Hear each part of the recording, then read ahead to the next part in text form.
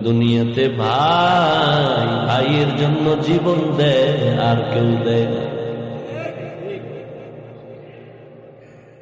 বড় ভাই বাবা বুড়া মা বুড়া লেখাপড়া বাদ দিয়া কয় কাজে নেমে গেলাম, যদি আমি লেখাপড়া করি মা বাবার কষ্ট হবে, খরচ দিবে কেমনে।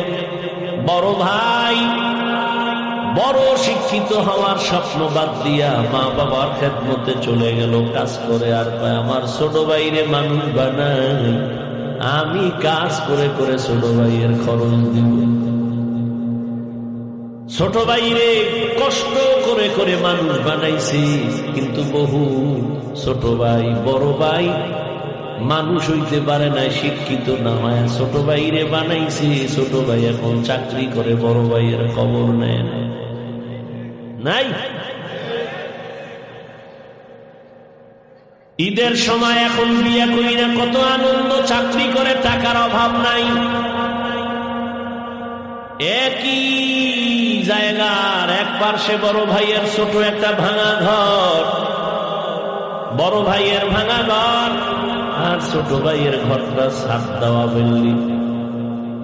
ঈদের বাজার লইয়া যখন গোপনে ঘরে আইয়া স্ত্রীরে কয় জামা কাপড় গুলো সন্তানের দাও তুমি না। বড় ভাই তো জানালা দিয়া তাকায় দেখছে ছোট ভাই আসছে, কিন্তু বড় ভাইরে জিগায় না। বাচ্চারে কি আর কন্ট্রোলে রাখা যায়? ও দৌড় দিছে, কাকা আসছে। দৌড়াইয়া গিয়ে দেখে ওর চাচতো ভাই নতুন জামা পইরা কত আনন্দ করে। ও একটা দৌড় দিয়া কয় আপু আমারে জামা দিবা কবে?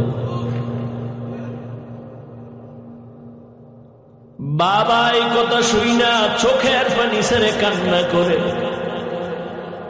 আর বুকে জড়ায় কয় বাবা কাঁদিস না, আল্লাহ যেদিন তৌফিক দিবে সেদিন তোরে জামা কাপড় দিবে। এমন নিমক হারাম বড় বাইরে জিগায় না, কোনো খোঁজ খবর নেয় না, কিন্তু বড় ভাই বাবার সমতুল্য, এত দূরে দূরে রাখে বড় ভাইরে ছোট ভাই। হঠাৎ করে রাতে 3টায় টেলিফোন আসছে, কে তুমি? বলে ভাইয়া আমি তোমার ছোট ভাই। এই রাত্রে কেন ফোন?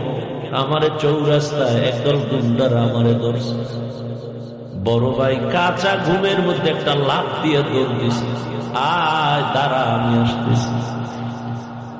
বড় ভাই কষ্টের কথা মনে রাখে না, একটা দৌড় দিয়া সামনে গিয়া এভাবে হাত বের করে বুকটা দিয়া কয় যত মার মারতে চাও আমারে মার, আমার ছোট ভাইয়ের গায়ে হাত দিবি না।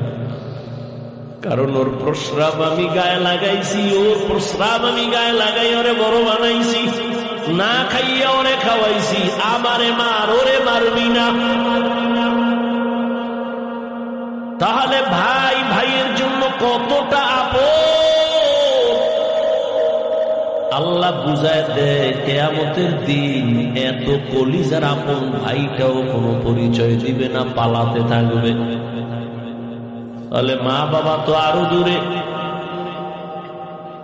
ও আল্লাহর বান্দারা,